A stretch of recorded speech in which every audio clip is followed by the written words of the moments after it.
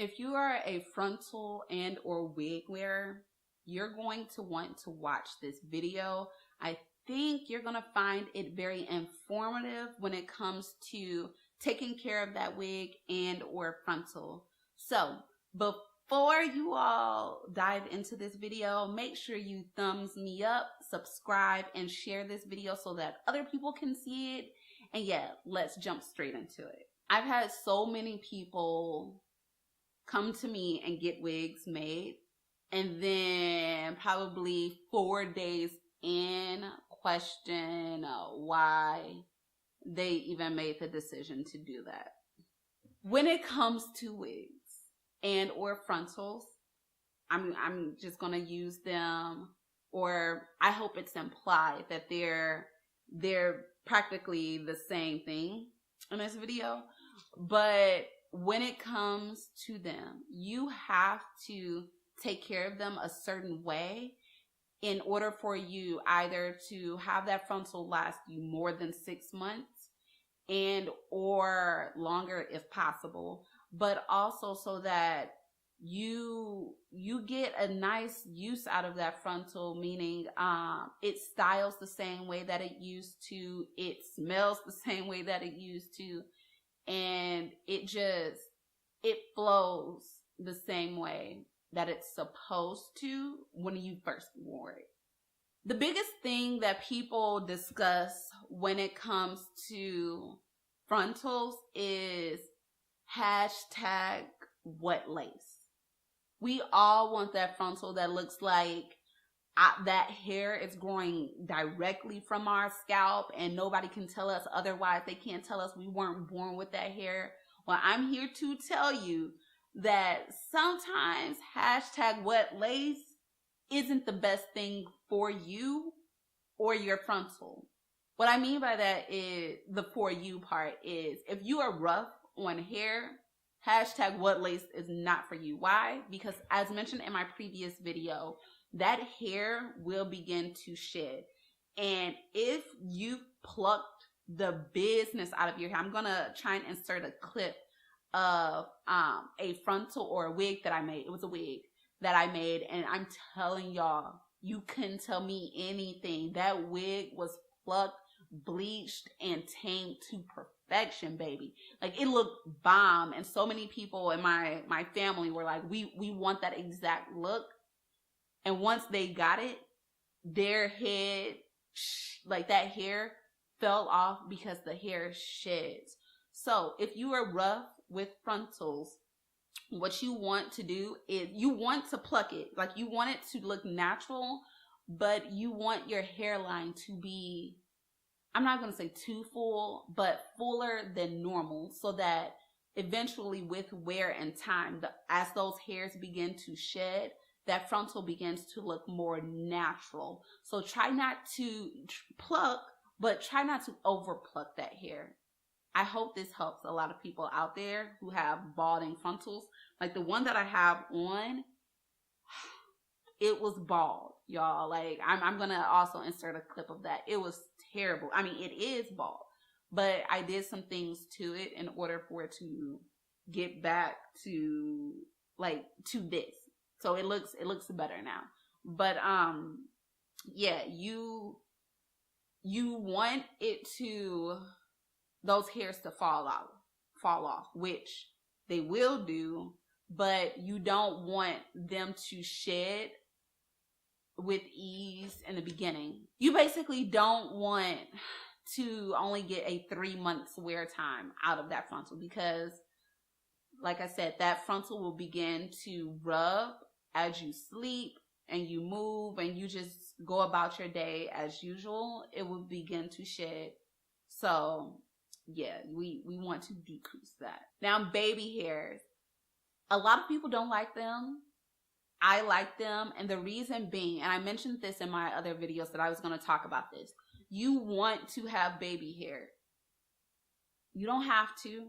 I'm just telling you the benefits of having baby hair. Your frontal, whether you bleached it or you dyed it to your natural skin color, what you want is to understand that lace being exposed to the sun, and anything that you put near your hairline, or and I should have mentioned this, and what people should tell you, that lace will become discolored naturally. Like the entire lace will eventually turn a different color. So if you don't have any baby hairs, that transition will be so stark and obvious, because that lace will be a different color from when you first get it installed, because it's been exposed to so many elements and outside factors. But what I can say is sometimes I myself am personally guilty of this. You can have too many baby hairs. So try, if you're not a baby hair wearer, just be subtle with it. You know, do like little small swoops or whatever here and there, just so that lace can be hidden, and it's still going to be a bomb install. You just don't want that lace to show as little. You want it to show as little as possible. You don't want it to show at all, hell. Now, to prevent my frontal from shedding and or to assist it or decrease the amount of shed that I get from my frontals, the two items that I like to spray on them are the Mod Podge clear acrylic sealant, and this is what that looks like, and or the Got to Be glue spray. Most people have this in their possession, so I like to use one of these two in order to seal those knots and prevent them from falling off. Or you don't have to bleach your knots at all. Like bleaching your knots is optional, but sometimes I have had clients who've come to me with frontals that are beyond, like, that have to be bleached because there's so much hair. Like the hair is so dense, and I just have to bleach them. So yeah, if you don't have to, don't. You can go ahead and use a powder foundation if you want to go ahead and transform those knots into like your skin tone. All right, so when it comes to working out in my wigs with frontals on them, I'll insert a clip of the band that I use. It's also the same one, just a different one, but the same type of band that I use to secure my wig down upon applying it. But I use that band when working out, and I make sure that I get anywhere from my temple on up, because another point I would like to make, the temple is the first place to lift. So when you're applying your wigs, consider the fact that you're talking, you're making facial expressions all day, every day. The wigs are, the frontals, when they're adhered, will eventually begin to lift because there's so much movement around this jaw area. So when you, like, for the people who want sideburns, make sure you cut right, that was so weird, right above where your jaw moves. So you want to cut right above, and that's why mine is secured right there, and the hairs are a bit longer in that area. Also, understand that though the frontals are flexible, when you go to tie them down, make sure you're not you're tying taut, because you don't want to cut off your circulation and make it uncomfortable. So tie it down tight, leave it on there for about, like, after your workouts, I want to say minimum an hour, and then remove it, because you want it, well, don't remove it, get in the shower and then remove it. But you want to make sure that your adhesive is as dry as it can be. Yeah. For those of you that do work out, cleaning your lace will become an issue, because that adhesive, depending on how long you've been working out in it and how many days you've been working out in it and wearing it, that one, the wig will become tart and you will need to wash it. Trust me. But the adhesive will become more and more tacky. It will become less easy to clean it, no matter what glue you purchase from the company you purchase, what remover you purchase from the company that you purchased the glue from. It will become hard to remove it because that adhesive has been through a lot. It's been dry, like applied, wetted by your sweat, and or some steam or water, dried, and then it's, that it's a lot of activity with those two things. So drying, again wet, drying, again wet. There's a lot of that going on. And so that adhesive would become more like tacky and like sticky, like I don't know, it becomes terrible. Okay, so make sure you understand that when you go to try and clean it, it's going to be tougher than those people who don't work out, because they don't work out. Like, that lace hasn't really gone through anything. Even if they sweat in their sleep, it's nowhere near as much sweat that's produced once you've worked out. So yeah, cleaning the lace is easier if you're into yoga and or no activity, because at that point, I think I've gone somewhere for like 3 days and worn my lace, and then I took it off, and yeah, I was able to just peel that off with either some alcohol and or my fingers by doing this motion.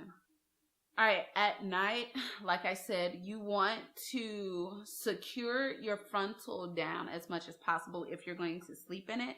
What I typically do is, I'm going to, again, insert the clip of the band that I use, but I tie that band down on this area. If my hair were straight and I had curls, I would just, do this little twisty motion with my curls all the way down. And then I would take one of my regular hair bonnets, put this on like so, tuck all of that in, and I would also go in with another bonnet. This is my favorite one because it doesn't slip off.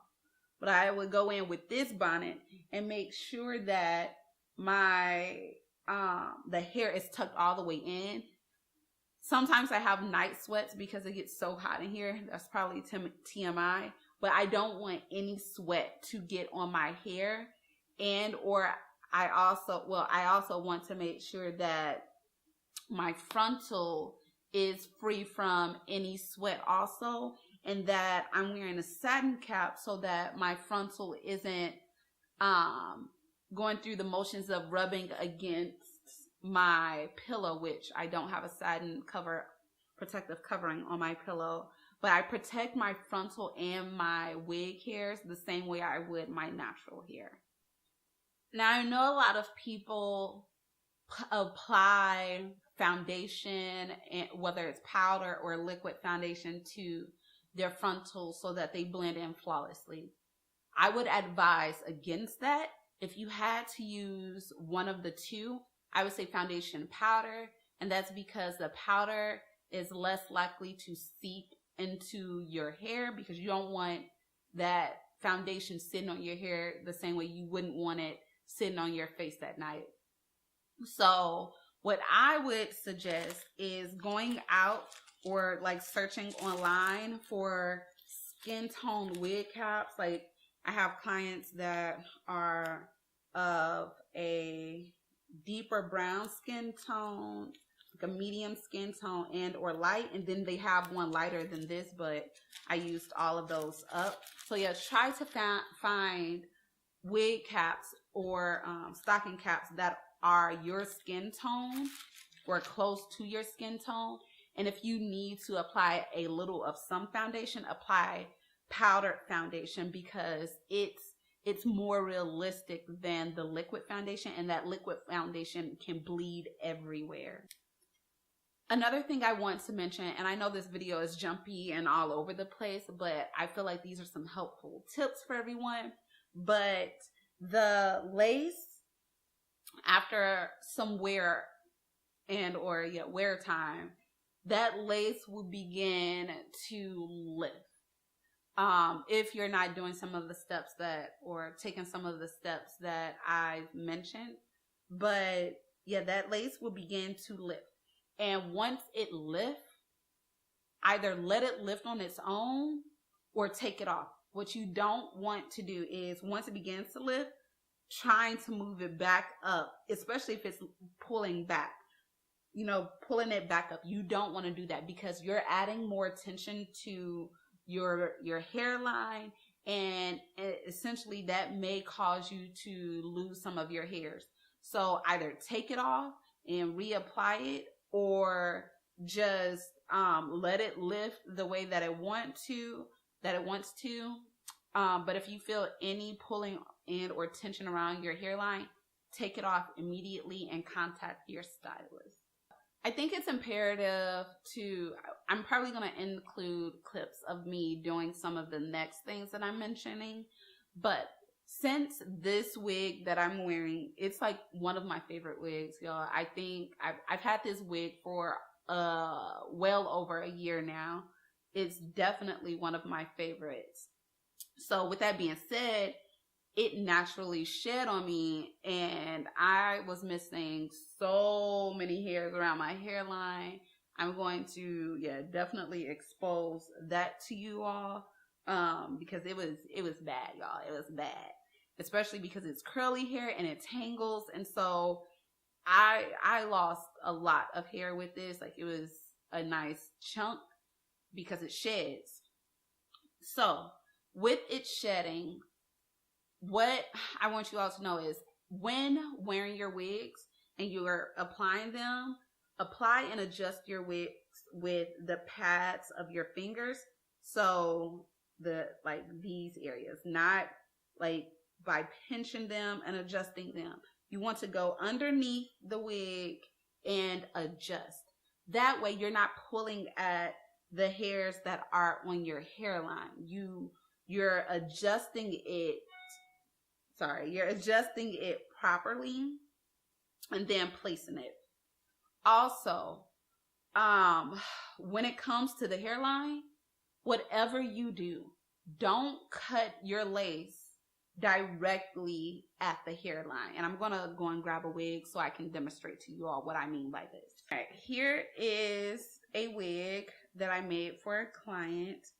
I still have to make it, style it the way that she wants it. But what I mean by don't cut it directly at the hairline is, let me see if I could. All right. So you all see where her hairline is, right? All right. So her hairline is here, right? What I'm not going to do is cut exactly where her hairline starts. I'm going to cut a little bit in front of it so that I have some lace there. And I mentioned this in another video, but fraying is a big issue, which leads to the hairs shedding off. So I leave a little bit of that lace there. Trust me, y'all, like, this is everything. It works for all of my clients. I wish I would have known this back when I made this wig, and that's why it sheds. My other wigs don't shed as much, but I leave a little bit of that lace there. And then I go like around the ears. I apply a little, what is that called? A little sealant, so that those hairs around my ears don't shed off. This is major key, like major key alert. Apply that sealant and leave some of that lace there. You will thank me. Make sure your wig is not too small. If it is too small and you decide to apply adhesive, what's going to happen is that wig, as you're moving and making facial expressions, that's my moving and making facial expressions face, but as you're making facial expressions, that wig will begin to slide back. And that glue, like I mentioned before, it will become exposed here. And that's why I always add a look-to space over, like a little lace in front of the glue. So here's the glue. I add my frontal a little space in front of that. So just in case it moves back on that glue and there's no glue on the outside. I pray that you all understand what I mean by that. But it's because as that wig moves back, it's moving back still on that glue rather than it moving back and some of that glue being exposed. So after I've applied that wig directly in front of it, what I do is adjust with the pads of my fingers, but I make sure that the wig is like just appropriate for my head, like so it's cut the way that I need it to be cut. And then what I do is I go in with the Got to Be Glued freeze spray. I use this freeze spray because I know if I use the bold hold lace adhesive and or the cling or any other adhesive, even the Got to Be Glued gel, I want to use this first as a barrier between my skin and that glue, particularly because that glue, as mentioned in my other videos, will leave you with these bumps, these painful bumps, and this decreases the amount of bumps you have and or like just prevents you from having them because there's a separation between your scalp and that product. So I put that freeze spray around my edges. You can also use spritz. I put it around my edges. I let it dry. And then I go in with a layer of that glue.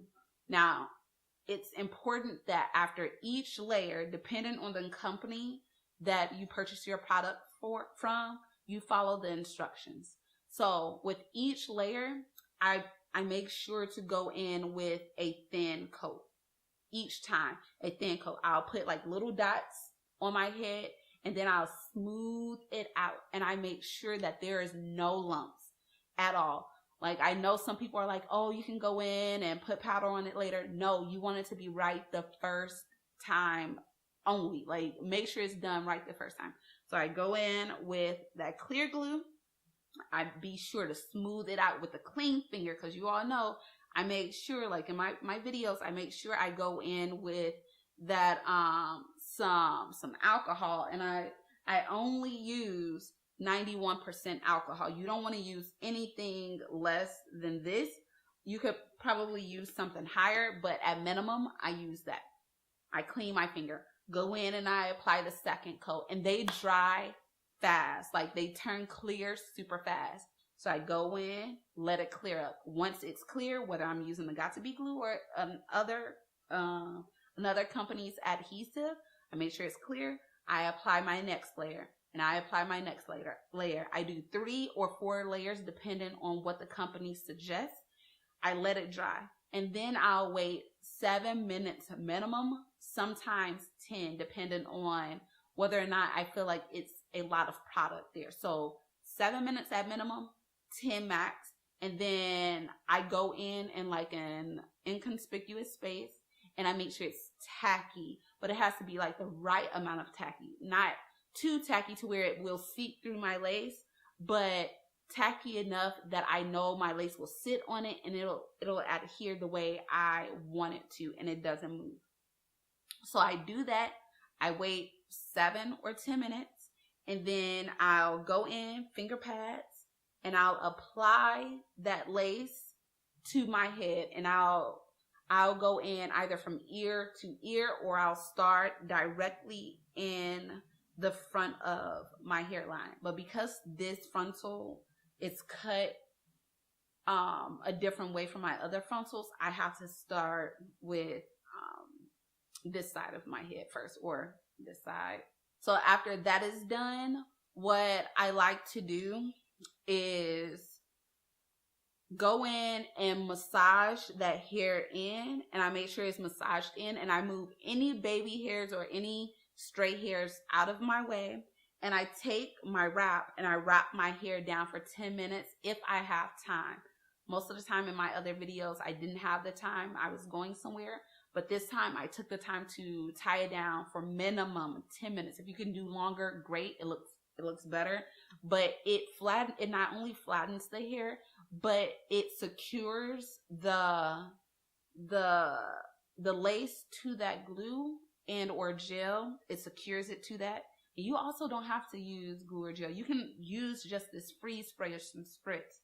But I go in, tie that down, and I make sure I cover my ears too. I know that sounds crazy, but it's because this lace is like right here below this area. So if I only go up and behind my ear, I won't get this part. So I make sure that I cover that as well. I go in, I do that, and I just do whatever I need to do for that 10 minutes.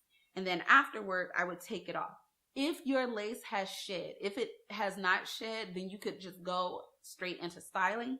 But if it has shed a little bit, you will see that I show you where it shed on me. And then I go in and I start cutting more baby hairs into my frontal because the other baby hairs had fallen off. So I go in and I cut what's necessary, and yeah, I end up with this. Like, I end up with what it is that I like. It has now come to the density that I like. The middle crown area still, I mean, not the crown area, but this area still sheds a bit. So I'm probably going to go in once I take this off and add a little of those sprays that I showed you all earlier. But trust me, these are some tips I know will help you when it comes to making sure your frontals last. Also, when you do wash them, I use hydrating products. So some of my favorite products to use are the Aussie Moist.